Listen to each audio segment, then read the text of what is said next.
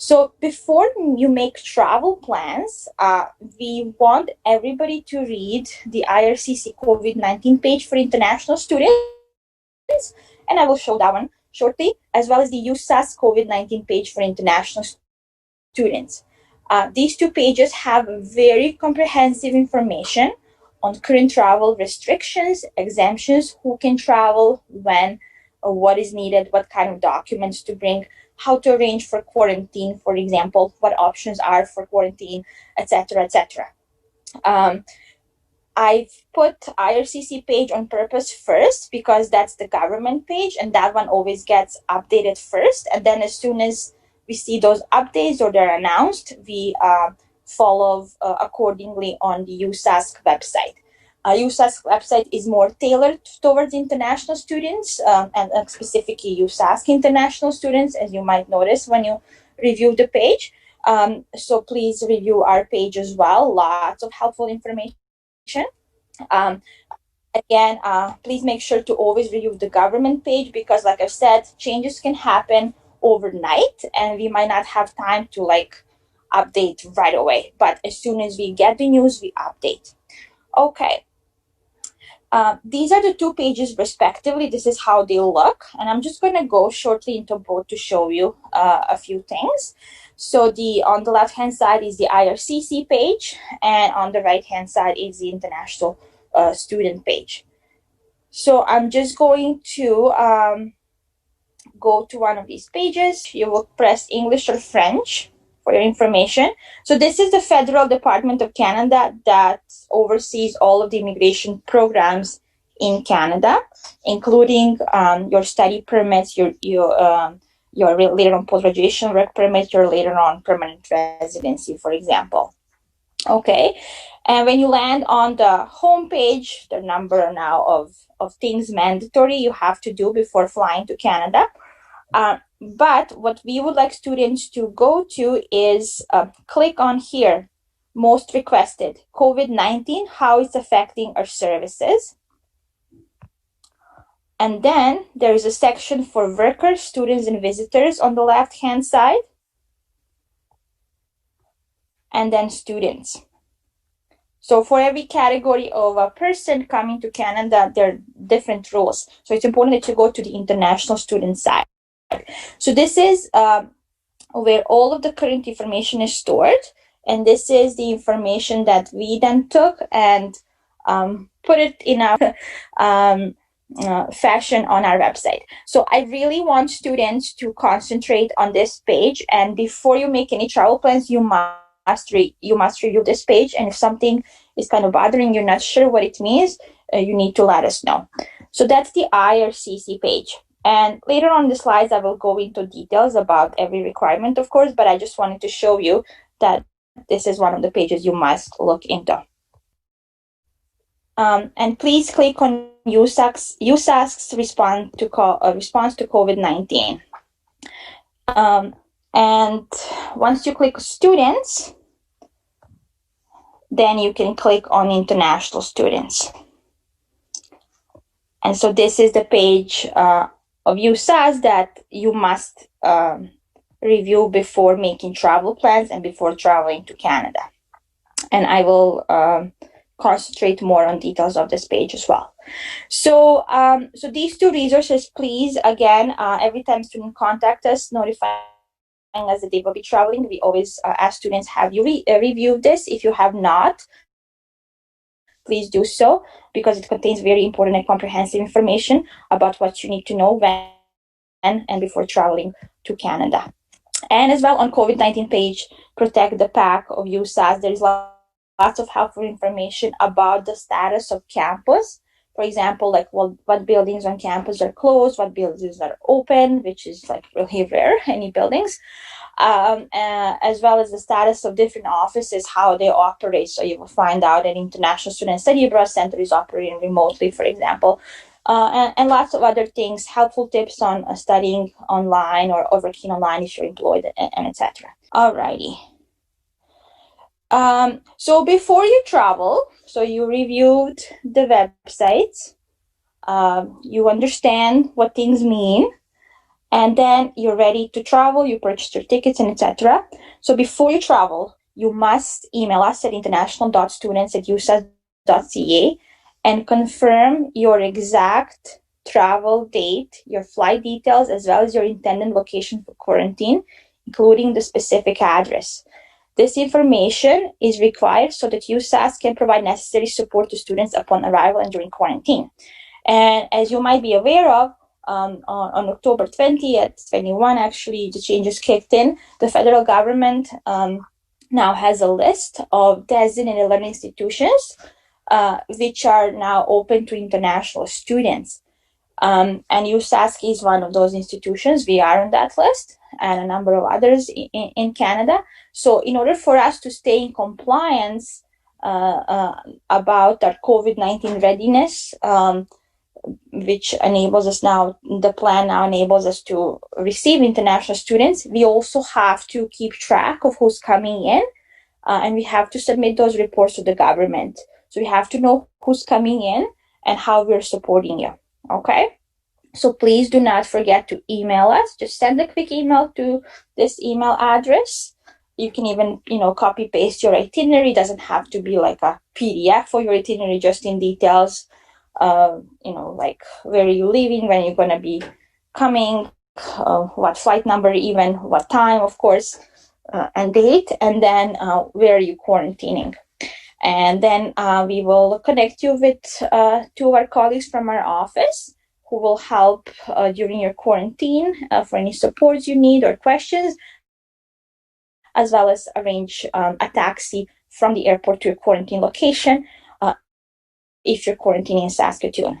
So again, keep in mind that information on travel to Canada can change with little or no warning depending on how the coronavirus pandemic evolves. So it's highly important that you always check the IRCC and USask pages regularly for any updates and changes. Okay, so please keep that in mind, and that will make sure that you have as smooth as possible travel to Canada. Okay, so what are these travel exemptions, and how do you actually get here? So these are the current Government of Canada travel regulations for international students. So to be able to travel to Canada as a student, you must have either a valid study permit or a port of entry letter of introduction that shows you were approved for a study permit. So when you apply for a study permit, you won't actually get the actual study permit, and those are for students who are yet to receive their study permits. If you have applied recently, you would get what we call a port of entry letter of introduction, or in other words, a study permit approval letter. So you must have either the approval letter or the actual valid study permit to travel to Canada. If you have only the approval letter, once you get to the border and the Canada Border Services Agency officer examines you and determines that everything is fine and admits you to Canada, then they will issue the actual study permit at the border. You must be attending a designated learning institution with a COVID-19 readiness plan, and USask has an approved plan. So lots of times students ask us, do we need to have this plan on hand when we're traveling? No, we don't provide copies of the plan. You don't have to have the plan on your hand. It's just that when you get to the border, with your other documents, you will show and tell the officer that you're studying at USask or that you're a student of ours, and they will find our institution on the list. That's what this means. You also must submit the information electronically through ArriveCan before boarding the flight. So now that's a mandatory thing. So the information will be stored there electronically about your arrival. So the officers will be able to see that when you arrive and then ask any questions. You must have a 14-day quarantine plan, and Jordan will talk a bit more about that. And new as of January 7 of 2020 is that now all air travelers 5 years of age or older must present a negative COVID-19 test result to the airline prior to boarding international flights bound for Canada. So This is a really new one. There's been lots of hype and sometimes even stress we've heard from some other travelers because it was announced over the holidays. So basically, we were closed until the 4th of January, and when we got back, we're like, oh, now there's a new requirement. So that's the newest thing, and the test has to be done within the 72 hours of your departure. So so if you have these things, if you satisfy this criteria, then you may travel to Canada. As a student, your travel to Canada will not be considered essential, non-discretionary, or in other words, you will not be let into Canada, really. If your study program has been canceled or suspended, or if you're entering Canada for any other reason than to study. So if you tend to enter just as a student or to visit family, that won't be happening. So so in order to enter as a student, you must satisfy the above criteria. Keep in mind that the Canada Border Services Agency, the border officers as we call them, at the Canadian Port of Entries, they have the final say on who can enter Canada. So once you actually get to the border, you will be examined by them. They will ask you some questions. They're very busy. Sometimes it can be a bit of an intimidating experience, especially now with all of this pandemic craziness. But keep your cool, collect yourself and be organized and just answer questions truthfully and honestly. And it should be all okay. However, I'm just putting this in red that we cannot guarantee anybody's entry into Canada. The officers at the border have a final say on who can actually enter Canada. Okay. So how do you prepare for the travel? What kind of documents should you have on you? So, of course, you must bring a valid passport. So the passport you're going to be traveling with. And in that passport, you will either have a temporary resident visa if you are from a visa required country, or an electronic travel authorization if you're from a visa exempt country, or you won't have a visa at all if you're from the United States. You'll just have a passport. So when a student is applying for their initial study permit, back home, they don't have to apply for TRV or ETA separately. These will be given to you automatically once your study permit is approved. So the visa office will simply ask for your passport to put these documents in. Okay. So those are the travel documents. TRV or ETA only allow you to enter and travel to Canada. So you must have those to actually be able to travel to Canada and later on enter Canada.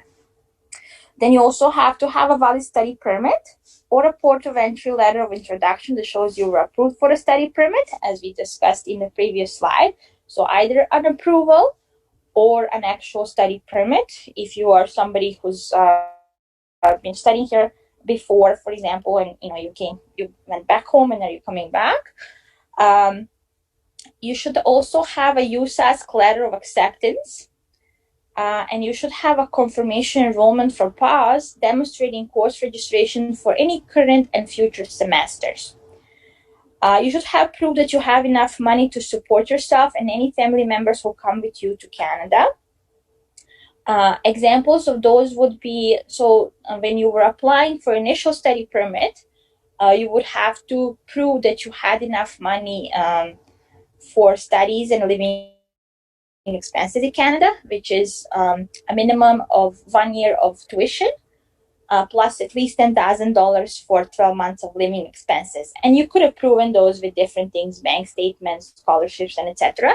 So it would be good to have that information handy in case they ask for it. Emergency contact information while traveling. So, God forbid something happens, you have to call somebody, a family member, or anything. Please keep that handy. You have to have your quarantine plan. So it's best to write it out on a piece of paper indicating where you will be staying, how will you be getting your groceries, medical assistance, and etc. And you also have to have a COVID-19 negative test results, which must be conducted within 72 hours of the traveler's scheduled departure to Canada. I also highly suggest that all of these documents, of course, you don't put them in your checked luggage. You carry them on yourself, but also to make a copy of these documents, of all of these documents, just in case you have something happens. Okay, of course, if you lose your passport along the way, that's not going to be a good thing at all.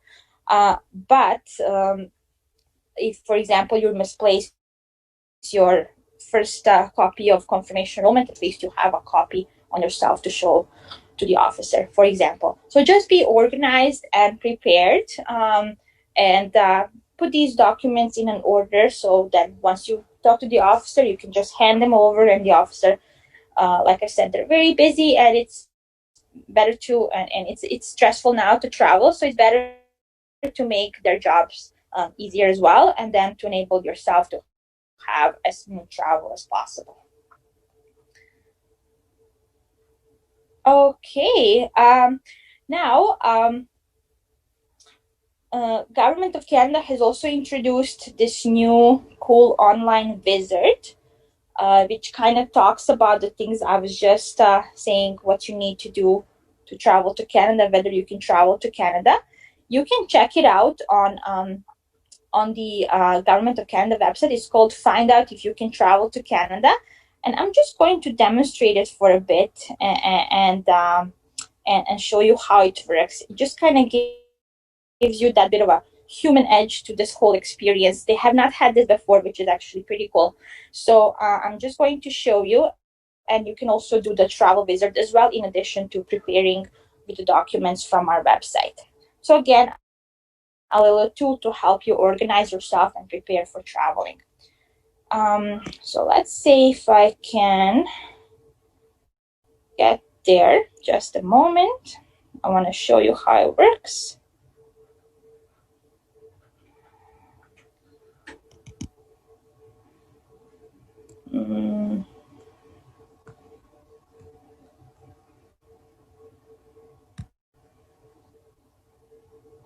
Okay, here we go. Hopefully you can see my screen.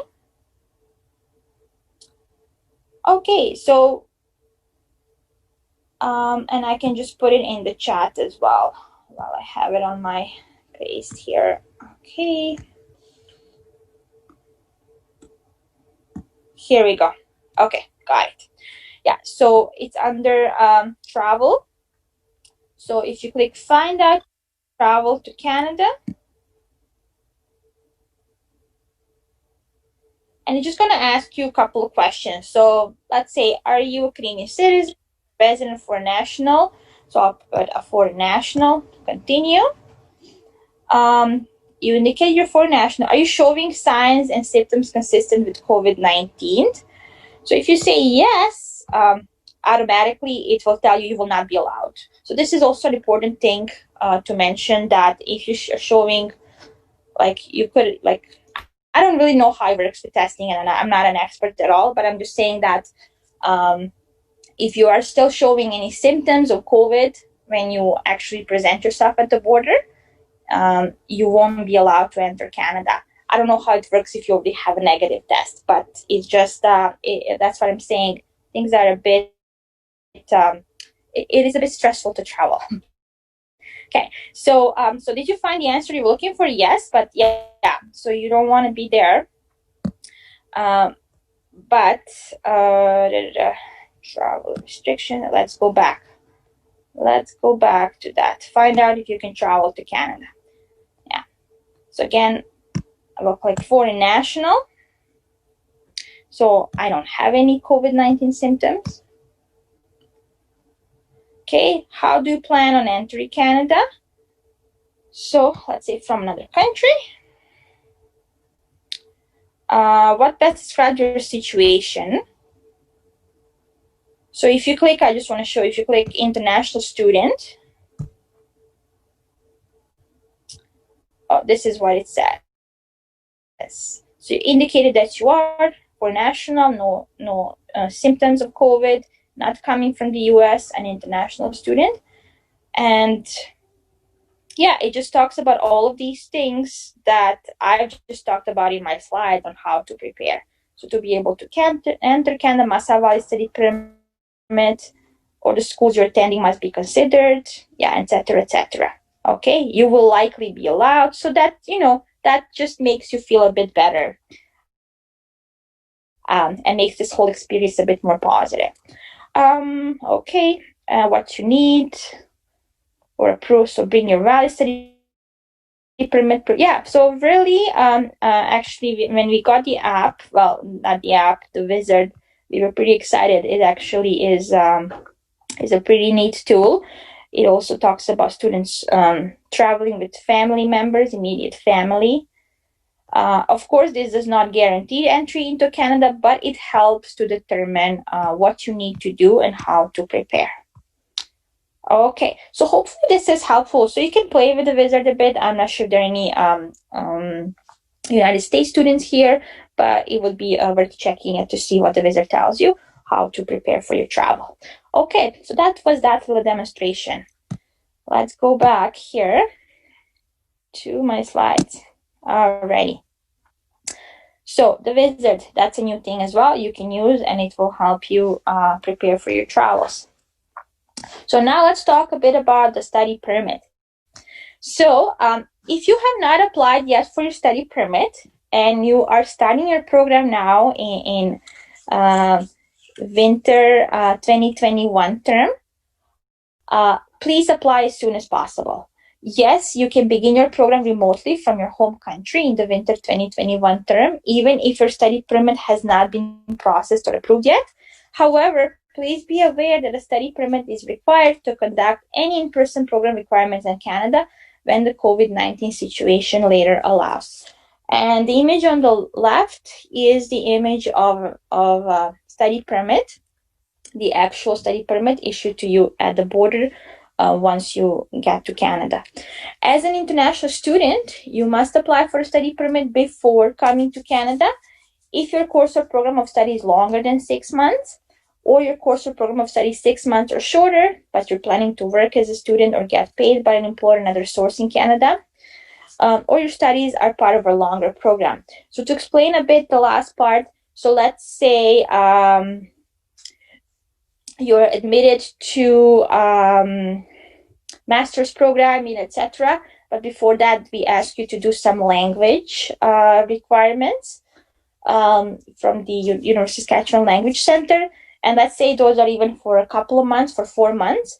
Well, you would still need to apply for the study permit, because after the completion of those language requirements, you would go on to your graduate degree. So that would be your studies are part of a longer program, for example.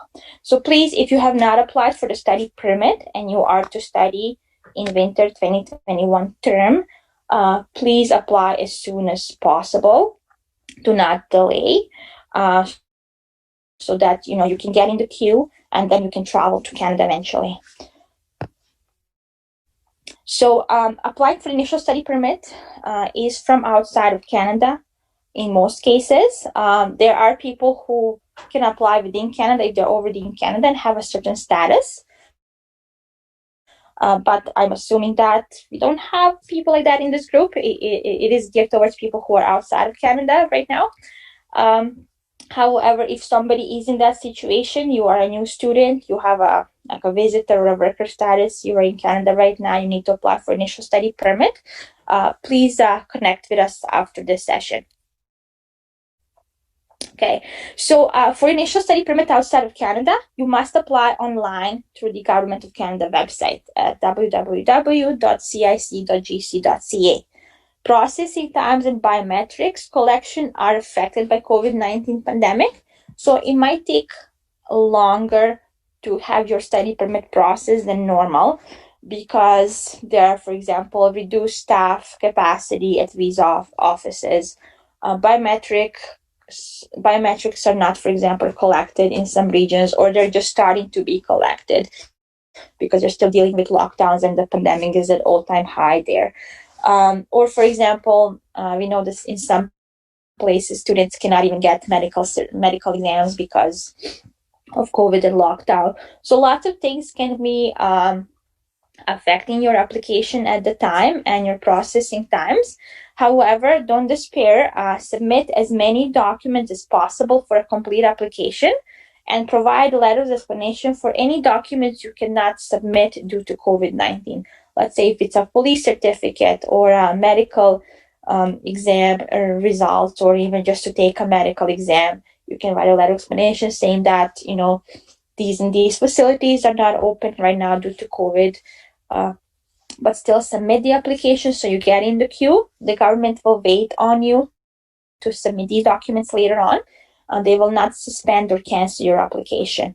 The same is for biometrics. Once you have to do your biometrics, they will send you a letter to tell you where to go and provide your biometrics. We have students with letters who have expired, biometrics invitation letters who have expired like a couple of months ago.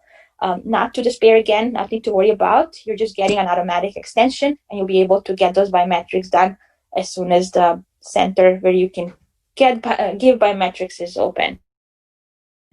So, like I've said, please apply as soon as possible if you have not done so that you can get in the queue and get those study permits approved, and so that you can travel to Canada. Once the study permit is approved, depending on your country of citizenship, as I was mentioning this before, you will also be issued a TRV, temporary resident visa, or electronic travel authorization, ETA, so that you can actually travel to Canada. Do not need to apply for these separately. You just apply for the study permit, $150, and then the visa will be issued to you automatically. Again, if you are a citizen of the United States, you will not need a TRV or ETA, just a study permit. Okay, so I'm not sure if there are people in this group who have applied for a study permit for what we maybe say a long time now. It really depends. We can check processing times. But if you have questions why there is a delay, I'm just going to show you what you could do. So I'm just going to share my screen again here. So when you apply for a study permit, the government also tells you what an approximate time is for this permit to be approved, depending on where you're applying from and how did you apply. So again, when you go to the immigration website, you can click on check application processing times. So I'm just going to try to put this link in the chat as well.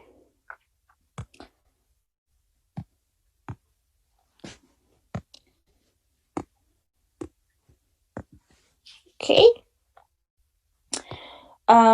So if you're wondering how long it's going to take, so you would click temporary residence, visiting, studying, working, and then click on study permit outside Canada and where you're applying from. I'm just going to pick a country, for example, Cameroon.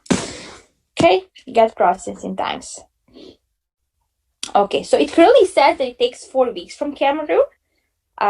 It does not include time you have to provide, you need to give biometrics. Sorry. And it does not include the time to send an application between ISSAC and our office. So this is actually pretty good. So this was updated on January 5th of 2021. Of course, if the biometric centers are not open, this is going to delay it. But if, let's say, you are a person from Cameroon, you are a person who has applied for initial study permit from Cameroon, and it's been now more than 4 weeks since your application is in process, that means that the application is now longer in process than the processing times here. So what a person can do is contact immigration by a web form to inquire why there has been a delay. And I'm going to post that link as well. IRCC Web Form. So another useful tool you could use. I don't know if I can Jordan, are you able to put the link for the web form in the chat? I'm just having issues here. Thank you. Yeah. Okay. The web form, yeah. Yeah. So the web form,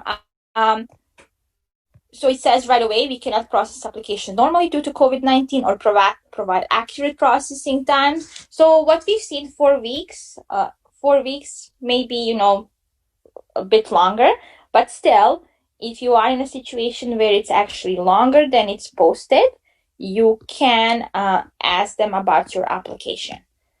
They will not answer to you if, for example, let's say, again, the example of Cameroon, if it's only been 2 weeks since you applied and it says that the processing times are 4 weeks, they will tell you right away. We will not even answer because we're still processing. But if it's been more than posted, you can then contact them and they will give you an update. So just click yes, yes, and then you select the visa office to connect with the officials and to ask about why there has been a delay to your application and what you can do if is there anything else that they need. So we cannot speed up your application. We cannot expedite your application. We get those questions lots, even though you might have been waiting for a very long time. We're very sorry to hear that, but we cannot influence them or call them and tell them, hey, could you just and it's not just you who's waiting a long time. There are thousands of other people waiting. It's because of COVID and how things are backed up. So you'll just have to be patient and wait. And if they send you any requests for additional documents, please make sure to respond as soon as possible. While am I here, you could also chat with an assistant here. Oh, but it's not opening. I cannot show you for some reason. But if you see this button here, it says chat now with a Canadian flag. It's kind of like a virtual assistant. So if you're on this website and you're looking for something, for example, you had no idea how to get to this page to check processing times, you could ask an assistant to guide you there. So just a little tool if you're navigating the website and you need more help, or you did not contact us, you want to do this on your own. But you can contact us anytime and we'll help you. All right. Let's go back to my slides. So again, if the application has been longer in the process, then it's posted there. Please contact them because we cannot expedite the application for you. Okay. A couple of important reminders. So it is each student's responsibility to ensure they meet the requirements set by IRCC when you apply for a study permit. If you have questions about the application process, about the eligibility, about the requirements, how to fulfill them, there are plenty of great resources online. They have instructions for every single application, including how to fill out the application forms. But of course, you can contact us at any time, come to Zoom advising, you can share your screen, and we can talk about your application. We cannot do the application on your behalf. We cannot be your representatives with the government. We cannot fill out any documents for you, but we can give you advice and direction on how to make this work. All decisions regarding study permit eligibility and application requirements are made by IRCC, but again, we can help you understand them if there is a confusion as to what do I actually need to do here? What do they want? What do they mean by this? There is currently no IRCC policy that states starting studies remotely without a study permit will negatively affect your study permit application. But of course, that's your own decision whether you want to start remotely without a study permit or not. Some students have, they're more comfortable with risks and they're willing to give it a try, and sometimes it works. And for some students, they're like, well, I don't really want to do that because what if I'm refused, or what if this is, not going well, and what am I going to do then? Can I withdraw? Can I defer, etc.? So it is one of the decisions you'll have to make yourself, and I'll give you some days by what time as well. So the University of Saskatchewan cannot guarantee that your study permit application will be successful. And again, we cannot interfere or influence the process, but we're here to support you with any questions you have about your application, how-tos, and what not to do, for example. So it's okay to change your mind, but make sure to know withdrawal deadlines. So if you are in a situation where winter term is starting it started yesterday for most colleges because we extended the break, and your study permit is still not here, and you're not really sure what's happening. You would rather withdraw, defer. You could do that. But make sure that if you have registered for courses, make sure that you follow these deadlines. So, oh, I'm so sorry. I have winter. Okay, I'll find the. I did not change the slide. So when you go to usask.ca and in the search function, you can just put withdrawal deadlines.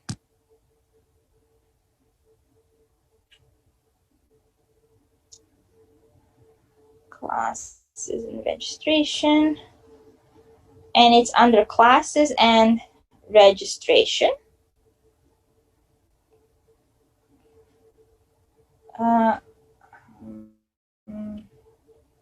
Okay, let's see if I can.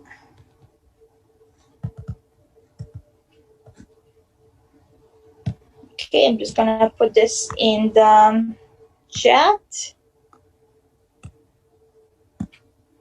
Okay, that should work. Okay, so in here, you can. Where is the schedule?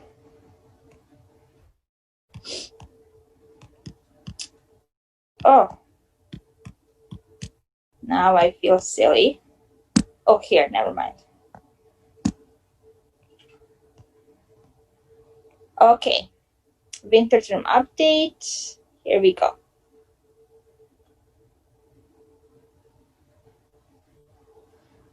Okay, so for winter, if you have started on January 4th or 5, you have until January 18 to make changes to registration and withdraw with 100% tuition back. If you withdraw after January 18, then you will only get 75% tuition back. But if your start date is January 11th, then you have until January 22nd to withdraw with 100% tuition back. And then January 23 is already 75%. And then the further you go into the term, the later you withdraw,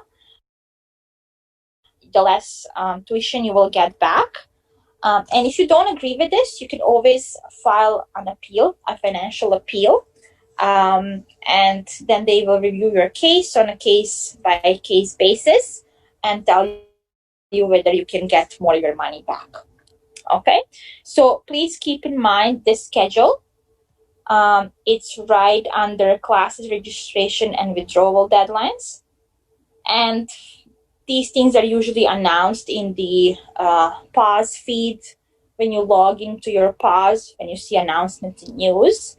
So keep an eye in case you need to withdraw for whatever reason because you want to defer, because, for example, your study permit has been refused, or because you still have not heard the news and you're not comfortable, going further into the term without a study permit. So all those scenarios are possible. Like I've said, as long as you are fine with whatever decision you make, just make sure to follow the deadlines so you don't face any financial penalty. Okay.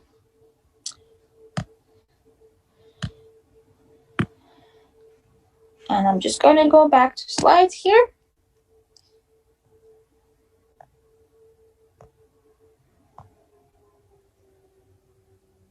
Oh, actually, I did have the right schedule on.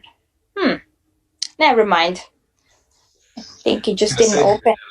Yeah, it just didn't open maybe she right. knows something I don't. Yeah, maybe I just didn't. Yeah, never mind. Okay. But anyways, it's on the slide. And like I said, we'll try to put the slides up on the website as well. Okay, so a couple of more words from me here.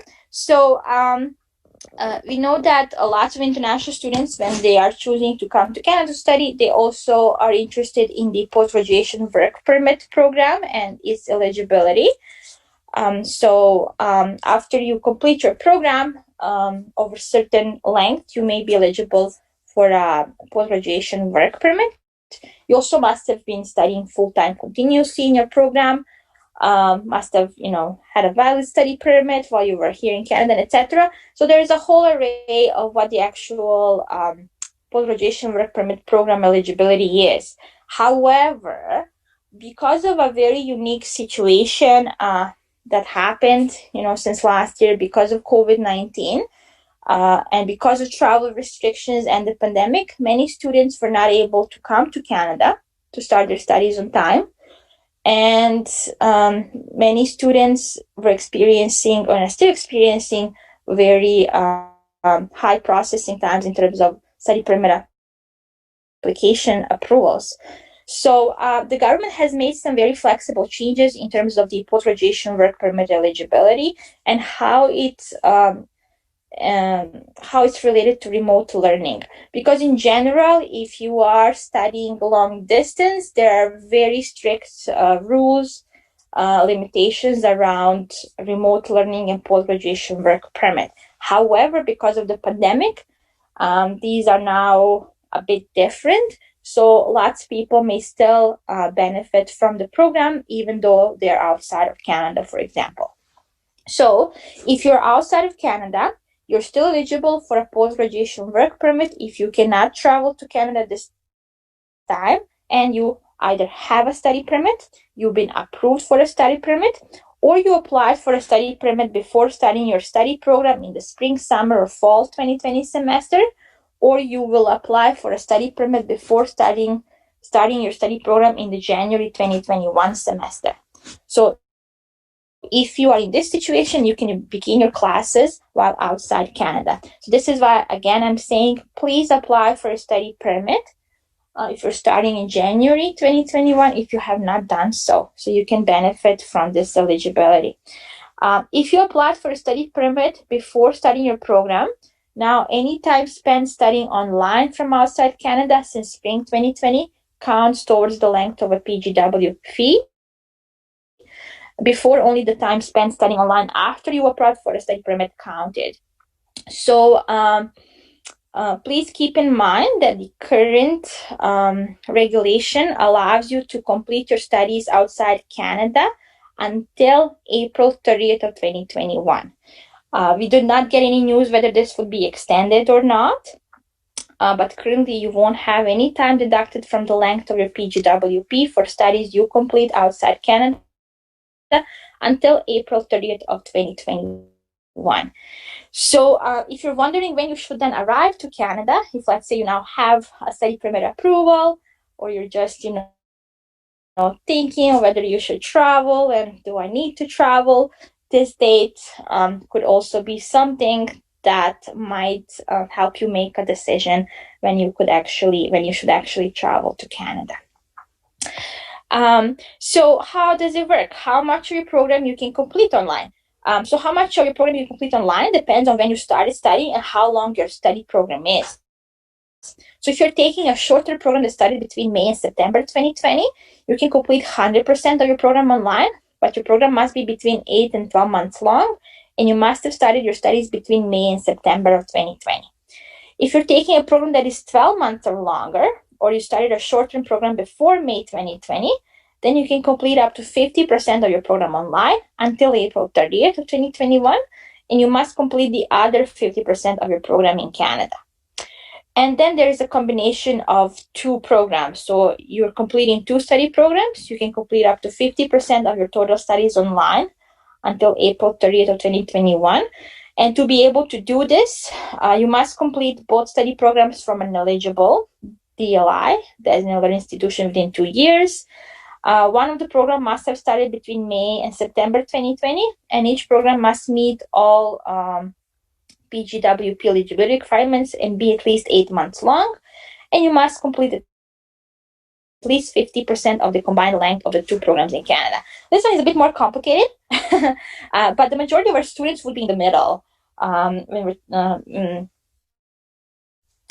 we're talking about not short-term programs. We're talking probably about undergraduate 3 to 4 years or graduate 1 to 3 years, etc.